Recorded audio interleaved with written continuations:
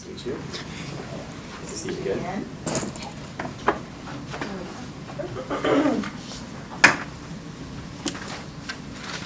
Hi, so we're here to, our team name is Catalyst Crew, and we're here to present our ideas on the teacher shortage and burnout in the state of Indiana.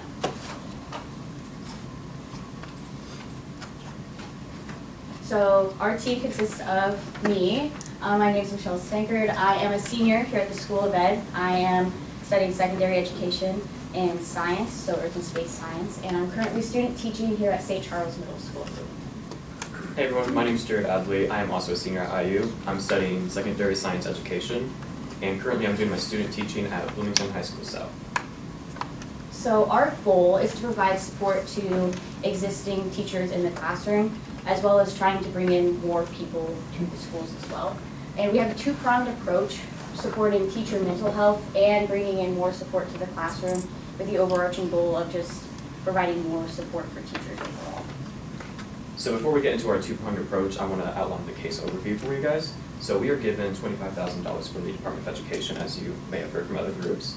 And our school demographics line up very similar to Monroe County Community School Corporation, as that's why we pass out those calendars for you. That is the school calendar from Monroe County. And our demographics line up with having roughly 10,000 students to 600 teachers. And that gives us a 1:17 teacher-student ratio. And our staffing needs consist of us catering to needing more substitute or guest teachers, support staff such as instructional aides, and our plan outlines the fact that schools already have job postings for guest teachers. They're already in need, so schools are prepared to pay for those guest teachers and instructional aides. And we also need to keep in mind House Bill 1093, because that dictates only 3 asynchronous days are allowed per school year for a school district. And so, for the case overview, we had to ask ourselves, why are teachers being burnt out? New teachers, veteran teachers, they're all, or for the most part, some of them are getting burnt out from the profession. And so, if we look at teacher mental health, so from the survey, from the National Education Association member survey, you can see in the top 4 reasons what those members believe is causing teacher burnout. And out of those top 4, we focus on the second 3. Hiring more teachers, providing more mental health support for teachers and students, and hiring more support staff. And that's figure 1 that we handed out to you. And this plan allows us to give teachers 6 full days of prep scheduled throughout the school year. So this would mean teachers come in for a school day, and they have the entire day to prep for lesson plans, meeting PLCs, setting up projects, answering student questions, setting up new assignments, all the responsibilities that a teacher has to do. And this also gives them time to focus on their self-care and the self-care of students as well. Next slide. And this is Monroe County School District calendar. And so you can see here on the next slide, we have already outlined the 6 days that we would consider for full days of prep. And in this plan, this would involve students staying home and work on assignments asynchronously. And with House Bill 1093, we have to also do 3 synchronous days where students would come in during the first half of school and teachers would be able to meet with them if they have any questions. So teachers will still be able to prepare for a full day on each of these 6 days. And then the second part of our approach is the physical support for teachers. And we want to bring in more people into the classroom. We want to bring in instructional aides to help provide support for the teachers. And this allows the teachers to spend more time focusing on the instruction and less time focusing on that one specific student. Like everyone can think of that one specific student in a classroom where they're like, man, if I had somebody to sit here with them, this would be it would make class run so much smoother. And we want to provide that for teachers. And in order to do that, we're going to create a program assisting people to get a certificate in education, not necessarily a degree, but at least some educational backing.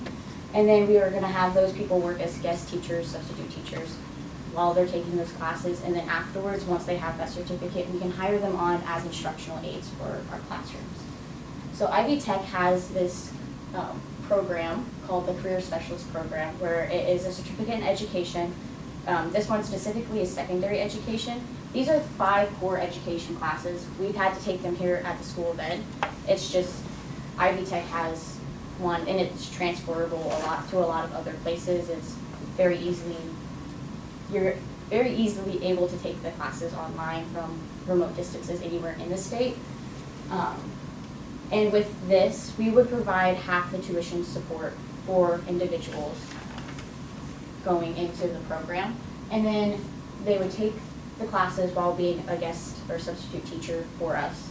And then after their certification, they'll be hired on as an instructional aide the following school year. And we want to target people looking for a career change, or those who are like leaving high school and they're like, I have no idea what I want to do. Because you never know, maybe you do have a calling in education, you've just never had the opportunity to experience it. And so here's our budget outline for mental and physical support. So this can change depending on the school district. Some districts may need subs more than others, and so more of the funds can be allocated towards the physical support. And the rest of the funds can be dedicated towards providing more opportunities or supplies for the teachers that can help boost morale and keep them engaged in education. So this specific plan relates to NCCSC, and we would have around $5,867.50 dedicated for mental support. And this could be used to provide teacher lunches where every once in a while specific teachers are able to cater in food, keep them motivated, boost their morale. And other things we can do is upgrading equipment. Maybe a classroom has a very faulty smart board, or maybe they don't even have an electronic board. So we can use those funds to help that teacher get better supplies. And also professional development. It would help so much getting effective professional development for our teachers, to teach them focusing on your self-care, focusing on how to keep all the work at school and separating work life from personal life. And also getting supplies for classrooms, because many teachers are being counted on for paying for their own supplies, and using our funds to do that will take off a lot of stress off those teachers. And then for the physical support side, the Ivy Tech tuition for the one certificate program is $2,551 total. So if we were to if we were to pay for half of it, it would be $1,275.50 and we can help support up to 15 people to become instructional aides. And as Jared was mentioning earlier, it's fluid, so we could pull more money from mental support to put towards this if we wanted to bring more people. We could realistically bring in 19 people, but we wanted to leave some money for mental support. And then that would, with those 50 people, that would total us up to $19,132.50.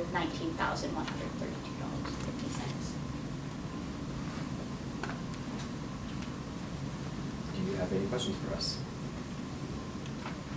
Maybe just, oh, Sure. yeah, go ahead. I love the assisting with tuition. I think it's a fantastic idea. Any thoughts? Could you expand on other sort of recruitment efforts, and how you target people and try to kind of get them into the program? Definitely having people go out and talk to high school students, because I know when I was in high school, I had, like my senior year of high school, I had no idea what I wanted to do. I just knew I was applying to college and just winging it, and I ended up here. But a lot of students don't know where they want to go, what they want to do. You could also have people go to career fairs and be like, we're not necessarily a career here, but we're able to help you get your foot in the door to a new career if you're trying to switch it up, get something new going on. And if I may, also with like current standings, people are addressing the problems of education, possibly like teachers not being paid enough, mental health not being supported enough for teachers.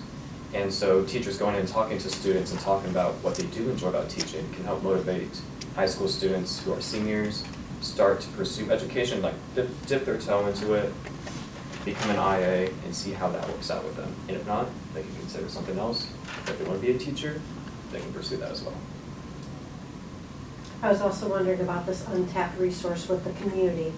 Is there ways that you might be thinking about retired people and so forth that would be interested? That was my first part of the question. Had you thought about that at all? Yeah, we're trying to get people who want to stay in the field of education, but it's not exclusive to just these few people. Like, Right. you want to target as many people as possible. Right. Sort of like a wraparound support system. Yeah. Yeah. And then the second part I had was about the PD portion that you had. How would you identify what the teachers need? Like, we've talked about burnout a lot, but how would you narrow down, like within a specific school district or school, what it is that they're looking for.